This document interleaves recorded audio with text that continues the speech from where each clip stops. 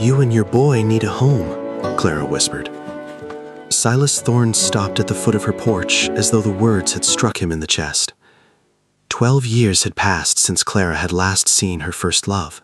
Back then, Silas had been a hopeful young ranch hand with strong shoulders. He had an easy smile and a promise to return before winter. He never had. Now he stood before her beneath the fading Montana sun. He was dressed in a dust-covered shirt and a worn leather vest. On his back, secured inside a handmade leather carrier, was a little boy not yet 2 years old. The child had golden hair and tired blue eyes. One small hand was curled tightly around his father's shoulder strap. Silas was thinner than Clara remembered, and the years had hardened his face, but his eyes were exactly the same. They still held the quiet warmth that had once convinced a 19-year-old girl she could follow him anywhere. Clara tightened her fingers around the fabric of her faded red calico dress. She had worn that same dress on the day Silas left the Bitterroot Valley. It had been bright crimson then, a bold splash of color against the gray hills. Now the Montana sun had softened it to the color of a faded rose. "His name is Toby," Silas said. His voice was rough from dust and exhaustion. It was the voice of a man who had spent too many days without proper sleep. Clara looked at the boy. Toby rested his cheek against his father's back. He watched her with the solemn uncertainty of a child who had learned not to expect kindness from strangers. "Where is his mother?" Clara asked softly. Silas lowered his eyes, his shadow stretching long across the parched dirt. "She died last winter." The words settled between them like heavy stones. No music came from the cabin. No wind moved through the dry, golden grass. Even the old windmill seemed to hold its breath. Clara knew what it meant to bury the person with whom you had planned your entire future. Her husband, Arthur Montgomery, had died of fever 3 years earlier. He had left her the ranch, a failing well, and enough debt to keep the banks circling like a hungry hawk. Silas looked toward the distant, shimmering road. "I shouldn't have come here," he muttered. "Then why did you?" Clara asked, her voice trembling. "My horse is nearly spent," Silas replied, his jaw tight with shame. "Toby hasn't eaten since morning. The rail camp turned me away. The boarding house in Stevensville would not take a man who couldn't pay in advance." He swallowed hard, unable to meet her gaze. "I remembered your cabin." Clara felt the old wound inside her rip open. "You remembered my cabin," she said. "But you did not remember the girl who waited 12 years for an explanation?" Silas finally met her eyes, and the pain in them was undeniable. "I remembered her every day," he said. Toby stirred on his back and gave a weak, sleepy whimper. Silas immediately reached behind him. He touched the boy's small leg to reassure him. That single, tender movement changed something deep inside Clara. Whatever anger she still carried belonged to another lifetime. The child standing at her gate had done nothing wrong. Clara stepped down from the porch, her boots crunching on the dry silt. "You and your boy need a home," she said firmly.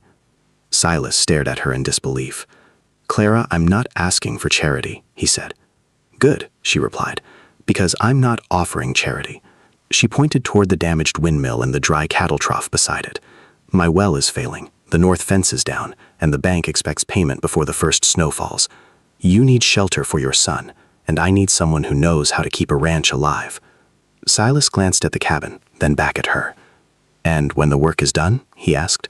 Clara's voice softened to a whisper. "Then we will decide whether you came here because you had nowhere else to go, or because some part of you was finally ready to come home." For the first time, Toby lifted his head. He looked at Clara, then at the open cabin door. "A home?" he murmured. It was only one word, spoken in a tiny, fragile voice, but it nearly broke Clara's heart.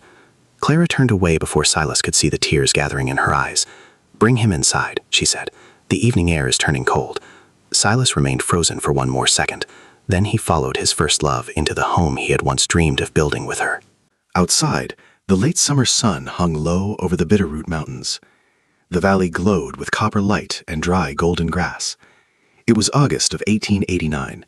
Montana Territory stood on the very edge of statehood. But far from the speeches and celebrations in Helena, survival remained the only law that mattered. The drought had emptied the creeks weeks ago. Cattle moved slowly across the fields, their ribs beginning to show. The earth had cracked beneath weeks of punishing, relentless heat, and somewhere beyond the northern ridge, a thin line of smoke was already rising into the sky. That first evening, Clara warmed a little milk on the stove. She softened a piece of bread in it for Toby. The boy sat at her kitchen table wrapped in a heavy wool blanket. He watched her with cautious, wide blue eyes. Silas stood near the door, as though he still expected to be asked to leave at any moment. "He eats slowly when he is frightened," Silas said quietly. Clara placed the warm bowl in front of Toby.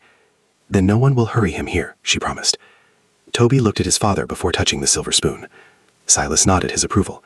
Only then did the child begin to eat. Clara pretended to busy herself near the wood stove, but she noticed every small, heartbreaking detail. Toby's sleeves were much too short for his growing arms. One of his tiny boots had been repaired with rough twine. His left sock had a gaping hole near the heel. Silas had clearly given the boy everything he could possibly offer. Love alone had not been enough to keep hardship away. When Toby began to fall asleep at the table, Silas lifted him with practiced care. The little boy curled against his father's chest without even waking. "You are good with him," Clara said. "He is all I have," Silas replied. He spoke the words quietly, but Clara heard the raw fear beneath them. She opened the door to the small, spare room. "You can put him here," she said, gesturing to the bed. Silas looked at the clean sheets and the folded quilt. He looked at the small oil lamp glowing beside the window. "I can sleep in the barn," he offered. "I offered both of you a home," Clara countered. "I don't want the town talking about you, Clara." "The town has been talking about me since Arthur died." Clara met his eyes without blinking. "I survived their gossip before. I will survive it again." Silas carried Toby into the room. As he lowered the child onto the bed, Toby's fingers caught around one of Clara's buttons. It was a small, polished silver button. It had come from her father's old Union Army coat. Clara gently opened the child's tiny hand.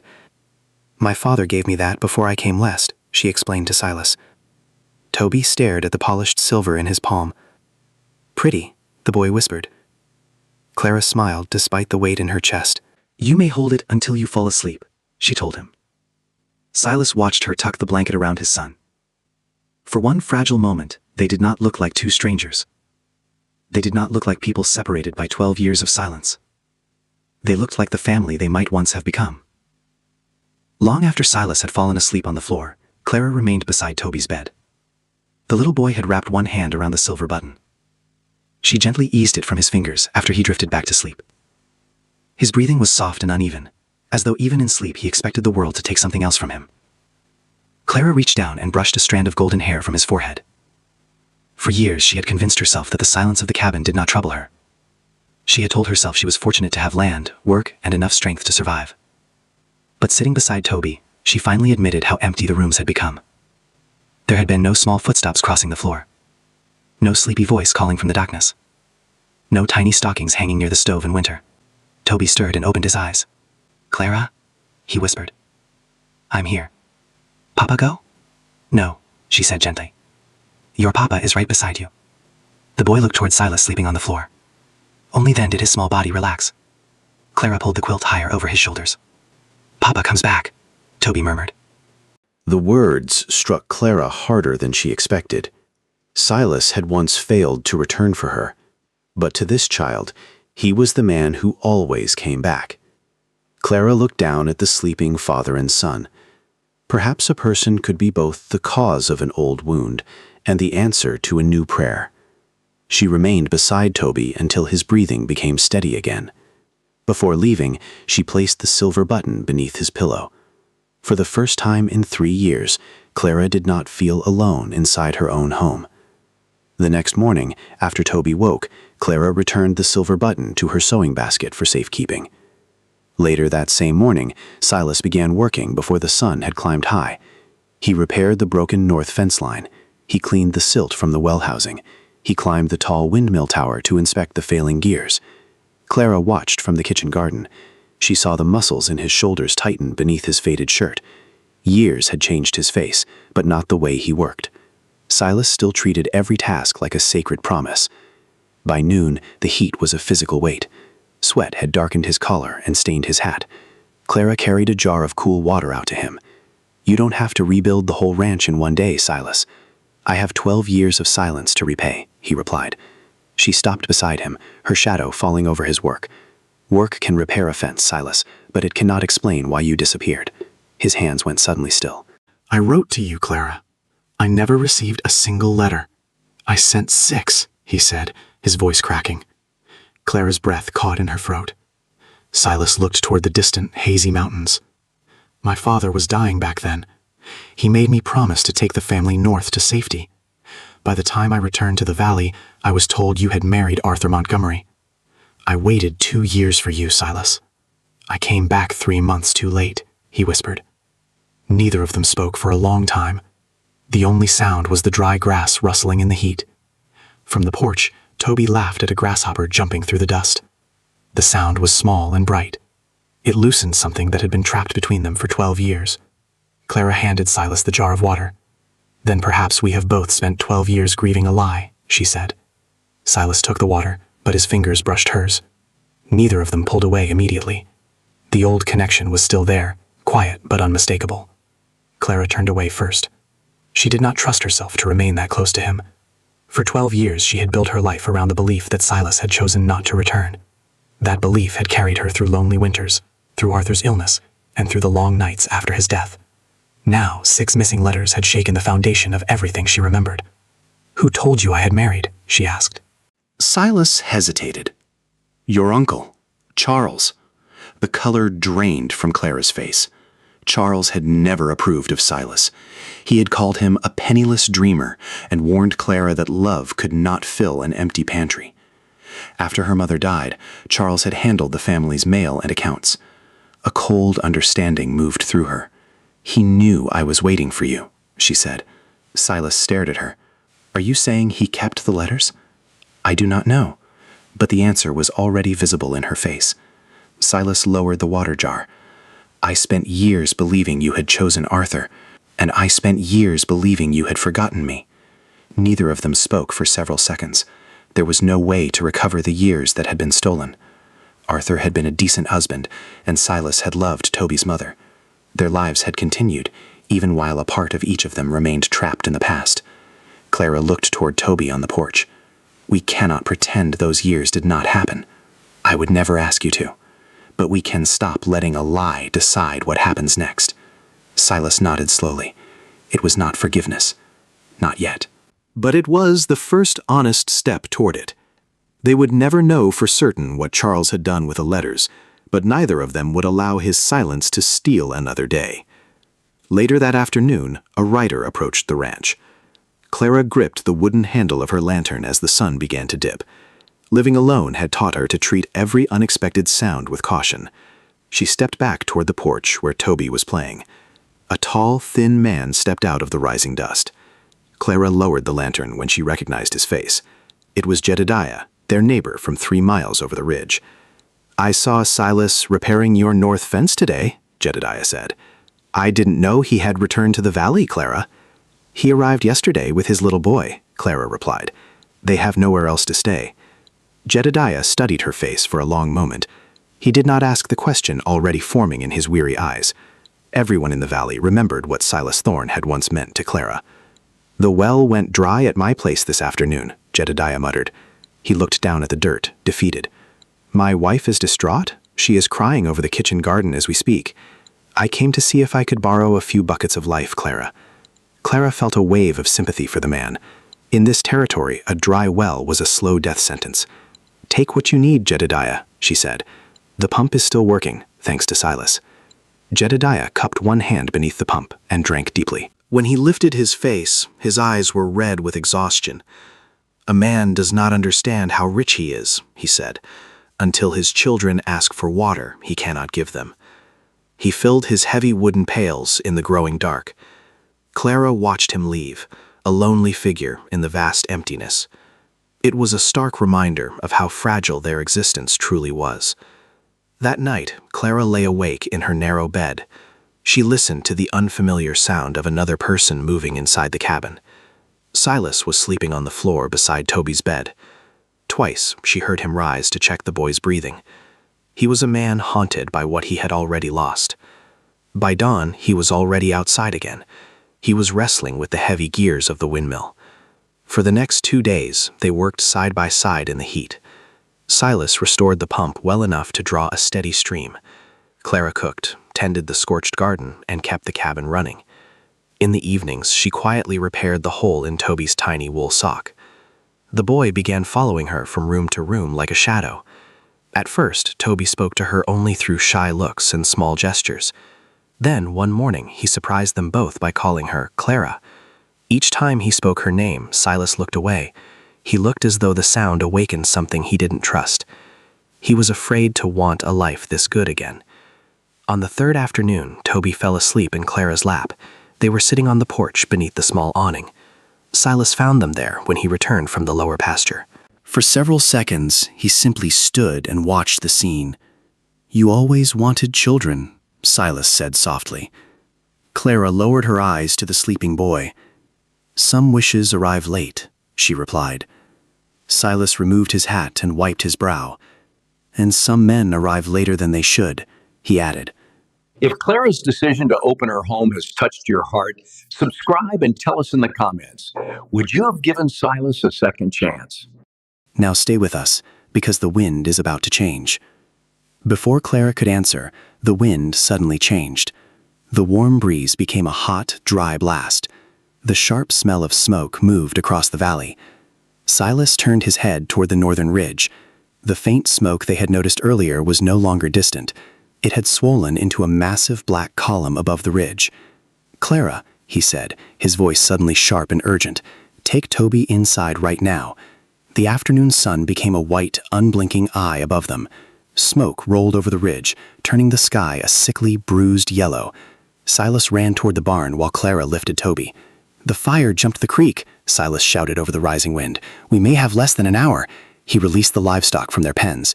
He slapped the horses toward the open southern fields. Clara carried Toby inside the cabin. She wrapped a damp cloth loosely around the boy's shoulders. She made sure his small face stayed clear of the fabric. The boy began to cry, his voice high and thin. "Papa!" Toby screamed. "I'm here!" Silas called from the doorway. "I am not leaving you, son." Clara heard more in those words than just a father's comfort. 12 years earlier, Silas had left her behind. This time, with fire advancing, he was promising to stay. Silas soaked burlap sacks in the water trough and began clearing dry grass away from the cabin walls. Clara carried Toby to the wagon at the southern edge of the yard. She stayed close enough to keep one hand on him while carrying water to Silas whenever the smoke allowed. Silas climbed onto the roof and stamped out the first sparks that landed on the shingles, but the sparks kept coming faster than he could beat them away. The roar of the flames grew louder with every passing minute. It sounded like 100 freight trains rushing through the woods. Ash began to drift across the yard like heavy gray snow. "We cannot hold it," Silas shouted down from the roof. Clara looked at the cabin Arthur had left her. She saw the porch she had repaired with her own hands. She saw the garden she had fought so hard to keep alive. She saw the room where Toby had slept safely for 3 nights. "This is all I have left, Silas," she cried out. Silas jumped down and stepped directly in front of her. "No, Clara," he said, grabbing her shoulders. "It is not." He looked toward Toby in the wagon. "A house is just wood and stone." Home is whoever still reaches for you when the walls are gone. A burning branch fell from the sky, striking the fence. Silas grabbed Clara's hand with a grip of iron. "We leave now." Suddenly, Jedediah appeared through the thick smoke. He was leading an empty wagon, his horse wild with fear. Sarah sat beside him with a damp cloth held over her mouth and nose. "The families are gathering at the river," Jedediah shouted. Silas lifted Toby into the neighbor's wagon. Then he turned back toward the cabin door. "What are you doing?" Clara screamed. Silas didn't answer. He ran back onto the porch. He returned seconds later, coughing from the smoke. In his arms, he carried her father's Bible. He also held the small sewing basket from beside her chair. Inside that basket was the silver button Toby had held. Silas pressed the basket into Clara's hands. "I could not save your past 12 years ago," he said, "but I will not leave it behind ever again." Clara could no longer hold back her tears. They climbed into the wagon just as sparks struck the roof. A flying ember caught the lower edge of Clara's red dress, scorching the fabric before Silas smothered it with his gloved hand. Silas wrapped one powerful arm around Toby. He wrapped the other arm around Clara's shaking shoulders. For the first time in 12 years, she leaned against him. She let his strength hold her upright. They rode toward the Bitterroot River as the fire rose. The horizon behind them was a wall of orange light. Dozens of exhausted families were gathered in the shallow water. They stood with their frightened horses and their few belongings. Children were crying in the darkness. Women were praying in low, rhythmic voices. Clara stood near the riverbank, the hem of her dress soaked. She watched the sky glow with a terrifying, hungry light. The fire raged beyond the river throughout the long night. Silas sat beneath a broad cottonwood tree near the riverbank.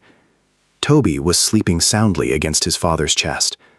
Clara placed the dry half of her shawl over the child. "You saved my father's Bible," she said softly. Silas looked into the orange glow across the water.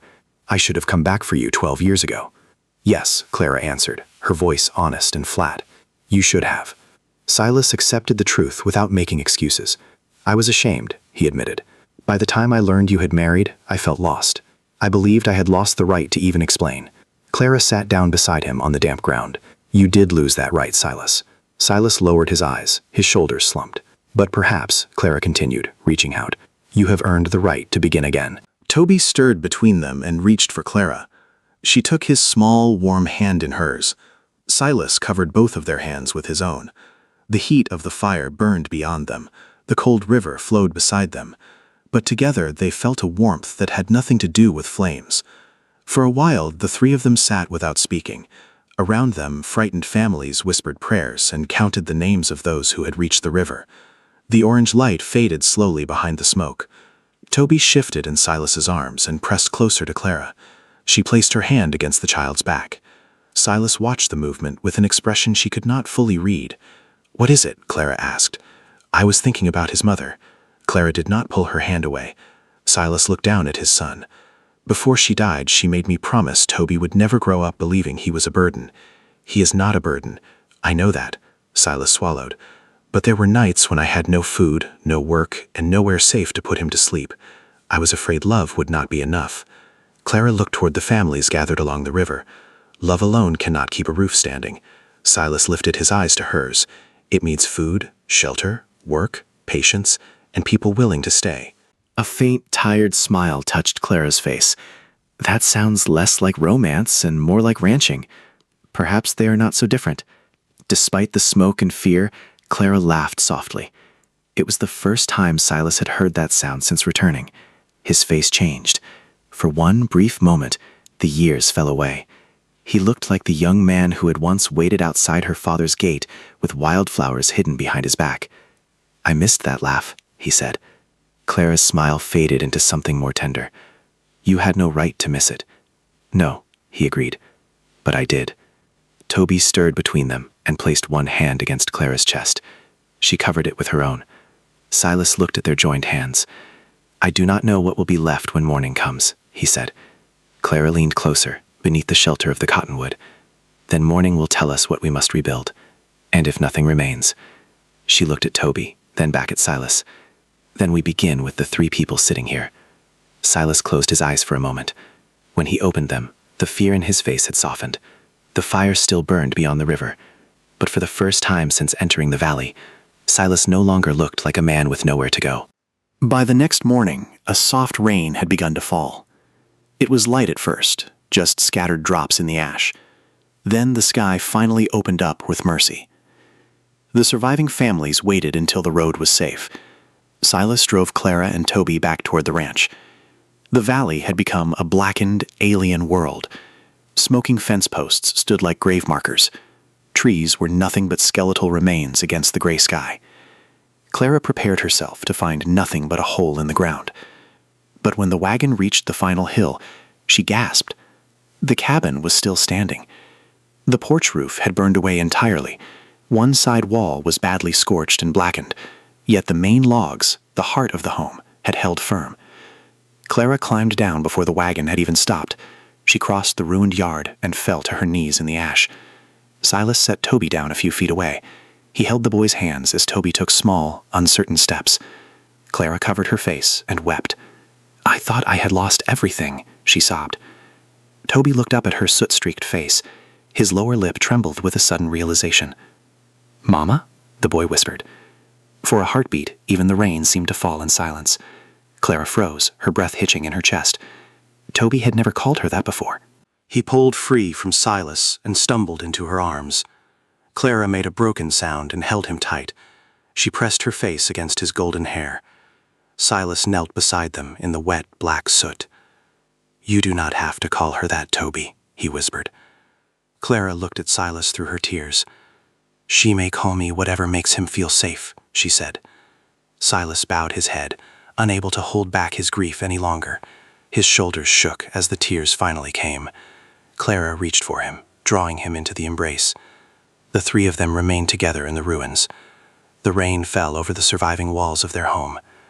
"The cabin is still standing," Clara whispered. Silas looked at her and his son. "So are we," he replied. Over the following weeks, help began to arrive. Families from Stevensville sent flour and wool blankets. People from Missoula sent seed and tools for the spring. The territory had not yet become a state, but its communities were already learning to stand as one. On November 8, 1889, word finally reached the Bitterroot Valley. Montana had officially entered the Union as the 41st state. Jedediah rang the old dinner bell until the sound echoed. Sarah baked a small cake with the last of her sugar. Clara did not care much for the political speeches. She cared that Toby was warm and fed. She cared that the well was running again. She cared that Silas was sitting beside her hearth every night. By the time the first heavy snowfall arrived, the ranch was ready. Silas had rebuilt the porch and the windmill gears. He had fashioned a small wooden bed for Toby. He placed it right beside the warm stone hearth. One evening, Silas held the silver button in his palm. "You gave me a home when I had nothing, Clara." Clara closed her fingers over his hand. "I gave Toby a room," she corrected him. "You were the one who rebuilt the home." Silas shook his head slowly. "No," he said. "You did that the moment you opened the door." He knelt beside her rocking chair. "I cannot return the 12 years we lost to the wind, but if you will let me, I will spend my life choosing you." Clara touched his weathered, honest cheek. "Then do not leave again, Silas Thorne." "Never," he promised. She rested her forehead against his.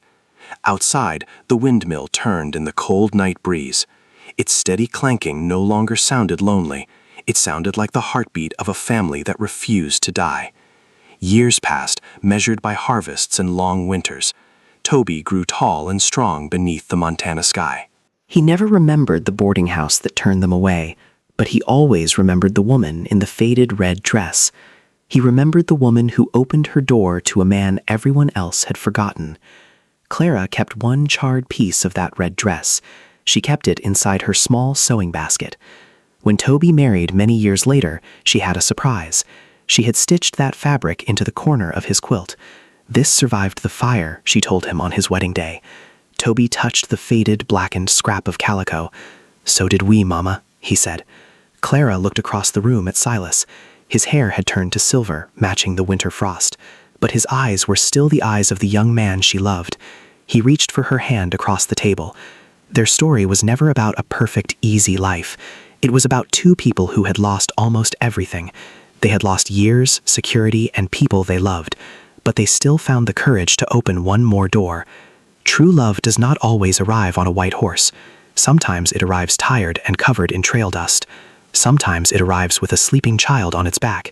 And sometimes all it needs is a voice to say, "You and your boy need a home." Thank you for sharing this journey with Clara and Silas. If their second chance touched your heart, please subscribe. Tell us in the comments, does first love ever truly die? In our next frontier story, we meet a woman alone on the trail. She discovers a family stranded before a winter storm. Until then, keep your heart warm and your spirit strong. Never underestimate the power of an open door. God bless you on your own long journey home.